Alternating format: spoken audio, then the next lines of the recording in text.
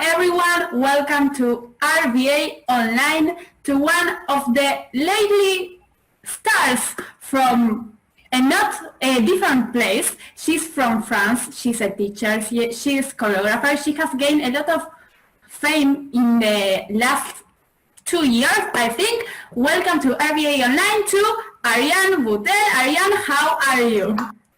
Fine. Welcome. Well, thank you, Danny and Melu, to welcome me in your Facebook Live or Zoom Live. Thank you so much, and I'm fine. So you already told us, but if you want to tell the people, how are you? How are you starting to dance again? Start to dance I don't know if I have to say yes, like almost 37 years ago, I started to dance. And how did you start dancing? How was it? And who is Ariane Butel 30 years ago and who is now? 30 years ago. When you start, like what changed? Yes, I was in the school and we do folkloric dance, folk dance from many countries, and include Israel. And slowly we get off all the country and we just want to do Israeli dance because it was a lot of thing, you can do circle and you can do Hasidic style and Yemenite style and many things. So it was not boring. So we just keep, when I was 10, just Israeli dance, and since then I never stopped. And you were really young when you start. Yes, I was 10. And what happened until now? Like you have been traveling, you have been creating dances. So I dance a lot. We do, when I was younger, many spectacle. I don't stop, and after I was close Paris, but not inside Paris. Then I start to go to Paris, and I start to dance with the group in Paris. And slowly I start to teach. Like now it's 20 years ago. I start to teach, and then 5 years ago I opened my own session, my own organization, and I start to do by myself, not for another association or something like that. And by coincidence and surprise, I 4 years ago, I listened to music. I was, wow. I never think about doing a great dance because I'm not choreographer. Every time I say, no, I'm teacher, I'm dancer, but choreographer. Choreographer is someone like Moshiko. You understand the difference? Mm-hmm. It's Moshiko. It's Yonkele Levy. It's Rivka Sturman, the real choreographer. And okay. And I listened to music and the step came in my mind. It was Relek Meazman. Almost the full dance was in my head when I listened the first time the music. So I look, who has the music? Because I know it's very difficult. And by chance it was Sagi Azran and Sharon Kaslassi. And we are friends, and I asked Sagi, can you give me? He said, maybe. I don't know. Say, please. And after 3-4 days, call me back and say, okay, I give you Karelek Meazman. And now it's a beginning of new thing. And where did you find that music? Like, where were you? How was that you found your first success, perhaps? Yes, it's my first dance and success. I never think, when I listened to the music, it was like, okay, I want to do a dance, but it's for me. That's it. It was not for the people. I never expect that people will want to dance it and everything. I never expect something like that because for me, it was for me, and that's it. And I love the music. I love the song, really. I know it was a gift because it was like 10 million of views on YouTube. So I knew that it was very famous, but the dance, never knew before. Don't expect that if you create a dance, it will be a success. You never know. And I didn't expect about this. And it was for me a big, big, big surprise. I'm still surprised about the success of this dance. So Helek Miasman is very well known all around the world, and also here in Argentina we dance it a lot and we love it. And I want to ask you, it was your first dance, so yes. You listen to the music, then you ask Segui to give you the music because it was already him, and then he gave it to you because you are very good friends, and you say, okay, I want to create. It was easy to create, it was yes. difficult, it was like quick, or it took your time, and then how is it that suddenly the dance is very well known all around the world? So a lot of questions. How did you create it? And then what's the meaning of the dance? And how is it that it became very well known all around the world? Okay. So first, I have most of the step in my mind when I listened the first time the music. Most of the dance was here. So I said, okay, maybe it will be like that. But it was not like that. I have maybe 10 versions of Helek Miasman in my computer. Some dancer of my group get crazy because I said, okay. I told them, okay, teach a dance. I didn't say that it was, I never told that it was mine. Just, and after, no, we change. And it took me more than 1 year to fix it. And after 1 year, and because I had many people what they think before, many choreographers, friends, and after 1 year, say, okay, it's finished. I don't want to change the step now. It's like that. And for the step, it was, I look for the words because I never use a dance without looking for the translation in Hebrew to French. But it was more from, I used the step for the musicality of the dance, more than the words. The only thing I think it's, okay, Lifamim, if I do a turn, we have to do a turn. Every time we have Lifamim, turn. Because it's the same word, so the same step. For me it was easy. And I fixed the last thing I fixed, it was in Marola. After Marola, just 3 years ago with Dudu. He helped me, Dudu Barzilai helped me he told me what he think, and something was maybe tricky. I know the dance is tricky. It's not easy dance.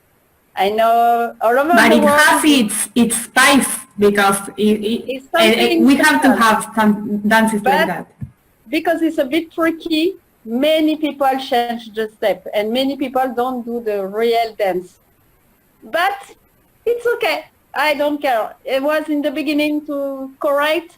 It's okay. It's no culture. problem. It's culture, and I think it became part of the classic Israeli folk dances. So let's watch all together Helek Miasman, and then we continue with the interview. Welcome back to RBA Online. We are here with Ariane Butel from France. She's just told us about when she started dancing and about her famous dance, Helek Miasman. And before the interview, you told us that in France, you already started dancing again. No more virtual classes, or yes? Now we come back to the session now from today, from this week, only this week for the dance. But many things are outside from start 1 month ago. I wait a bit because I didn't want to do exactly when the quarantine, when we have the lockdown get off, because I would prefer to wait again. And I start in beginning of June outside. And now today, this week, we can come back to the session, so regular session. But I keep my session on live on Sunday because it's not the same day. And I prepare some party and some session with guests, like we have Moshiko. We celebrate his birthday on 5th of July. A legend, Moshiko, a legend. Yes, next Sunday. So I think I will do session like that. I don't know, maybe all this during the summer, something like on Sunday. I keep my session. Virtual session. So first, we're very happy that you could go back dancing with the people together at the same place. But apart from that, during this quarantine, you've been very productive, very active, running a lot of sessions and special events, special virtual events. So we were following you a lot, and we, in our show in RBA Online, we were telling the people about the things you were doing. The last one was the European marathon. It's so crazy that you ran a 12-hour marathon with Markidim from Europe and from all over the world, dancing with dancers also from all over the world. How was this experience and how you organized it? First of all, I told already that the first thing, the ID is not from me. The first thing, we had an amazing marathon with Philip Moss from Chicago in April. So yes, we had Phyllis in our show. It was, wow, it was something nobody did it before. And people came and a lot. And after I saw that we have people from Europe, America, United States and Canada and South America. And I think before, because I announced with the teacher has 2 months ago for the European Marathon, we prepare for the last 2 months, I prepare to ask to the teacher who want to be. By chance, I was lucky, all of them say yes immediately. So it was a good thing. And say, okay, we want to do only 12 hours, but something simple, like we are I want to highlight the only 12. Only 12. Now, because I know I was behind the screen, and 12, it's long. I was totally exhausted. Yes, exactly. We couldn't see anymore, but it was, I couldn't describe because it was a very good experience. It's hard because you need to be in backup in the beginning, from the beginning until the end. I'm not supposed to run the session because we have another Melanie in Austria and she couldn't do the session, so I do instead of her, but I was happy to do it. And it was a very strange experience because I was very happy because people came and really enjoyed the marathon. And I have a friend, she passed away last week. So it was mixed between happy and sad for me. But it was a great experience to be with all the teachers all over the world. And we are connected. I think it's the best thing during the coronavirus time. It's that we are all together connected. And we never be like that before. There are some people you see more than in real time, every day on Facebook or every day on Zoom. We feel the family of Israeli dance, really. Absolutely. You feel that it's really good family. People want to be all together. Even we are in Argentina, I'm in France, and we have people from Italy or Israel, all together. And we know that it's the same dance, the same music and everything. But to be in face-to-face by Zoom, more than Facebook. I don't like so much the Facebook session because we don't have it's not interactive. And I like more the Zoom because we can see the face and we can speak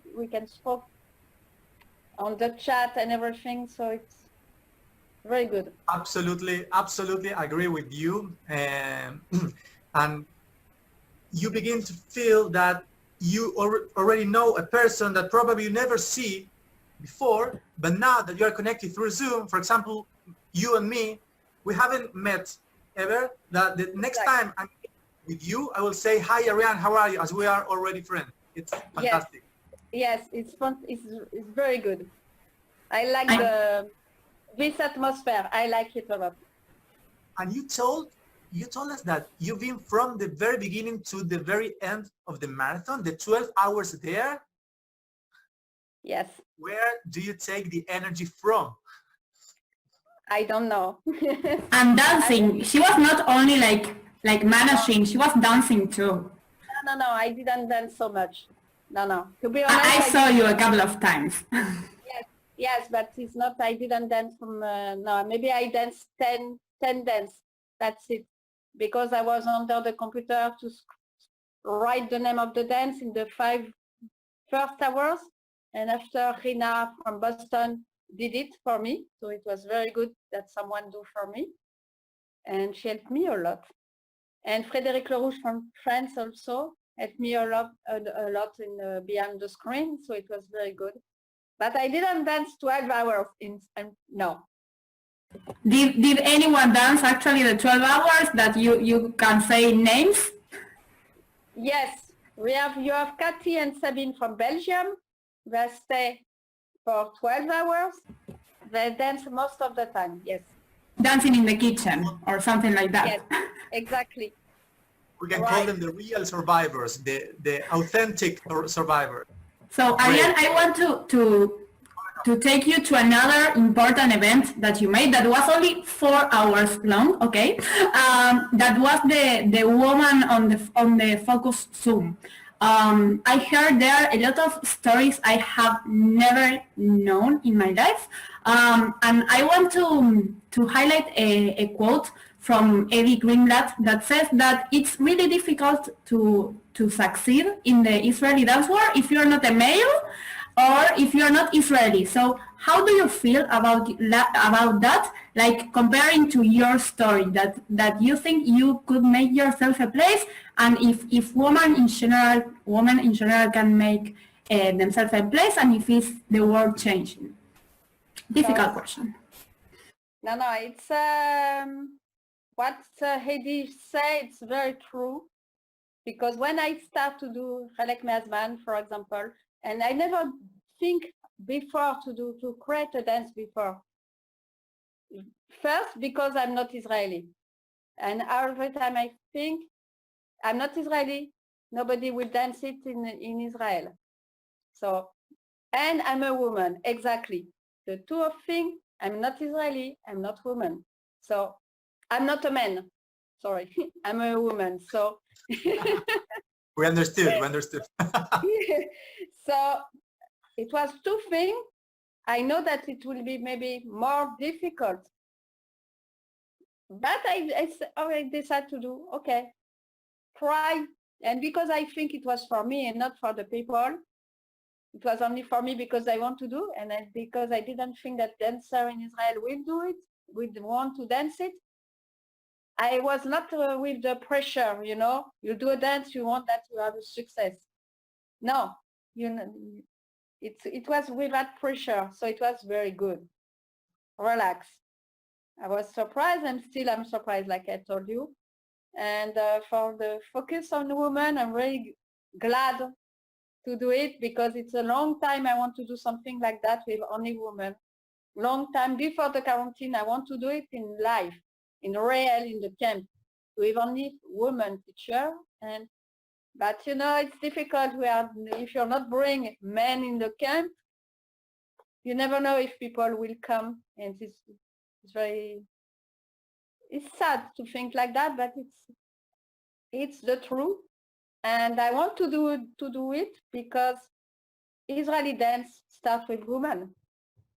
The Rikudean start only with most of them was women, not men. So we have to respect and to tell.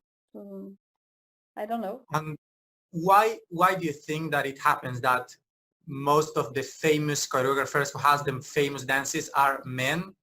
And together with this, what do you think is the role of women in the Israeli folk dancing in the world? Wow, it's a difficult question, I think.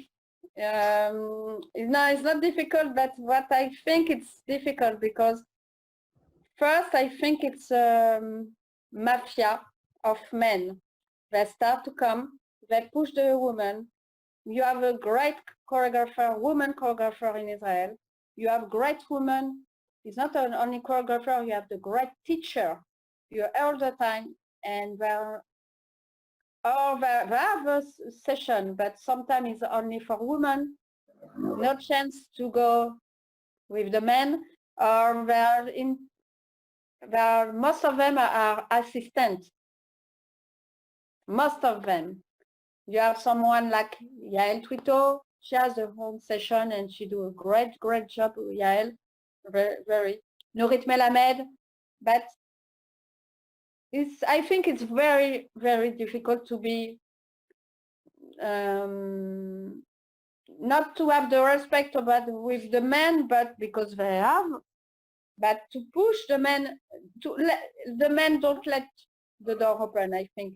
It's what I think, it's what I feel. That is very difficult for a woman to open the door and to go. And maybe because they are less strong of men. If you compare, maybe we are more soft and more, okay. We help. I don't know after this post, but we were going deep talking about the situation of men and women, about Israeli dancing in the world. And it's very special because everywhere in the world, but especially in Argentina, there is a strong movement of feminism, giving women the power to be leaders. So it's very important to have you here telling your point of view. And now we could talk a lot of time, but we need to get to the end. And I must tell you that every week in our show, we ask our audience a question to participate on the Facebook comments. So we would like to ask that question to you. And the question of this week is, if you could achieve any dream thanks to Israeli dancing, or dreams, dream or dreams, fulfill thanks to Israeli dancing. Wow. We have difficult questions for this interview. Sorry. It's not so easy to dream about, to think about Israeli dance. I don't know, Israeli dance. I don't know if my answer is good or not, but Israeli dance is it's not like a dream for me, because it's like most of my life I dance. So it's a part of my life. It's my way of life, and it's it's like a breath. It's like a dancing Israeli dance, because I'm teacher of salsa too. So I teach salsa, but Israeli dance is like your breath. It's exactly the same feeling. And when you are going back to the session like I did today in the dance hall, or 3 weeks ago outside to dance in Real with the people, it was, wow, it's good. It's good to come back. It's good to dance, not to be only behind the screen. So it's like breath. So I don't know if it's a dream or not. It's to continue to dance. And I hope the Israeli dance continue a long time. And I know it's a big question in Israel, because most of dancers are old, getting old. So what's happened in 20 years? In Europe, in Israel, most of the dancers are old. Not you are lucky in South America. Yeah, but we are not the only ones. This is a worldwide movement, so it's important to have young people everywhere. Yes. I think I'm frozen again. Yes. Yes. No problem. Just turn it off and turn it on. I will be okay. No problem. So, deep question and great answer. Thank you. If you think another thing, you can tell us, and we will edit and put, okay, this is my real answer. Because they are difficult questions. All what we are talking about, creating women, younger people, it's things we are thinking these days, right? Yes, right.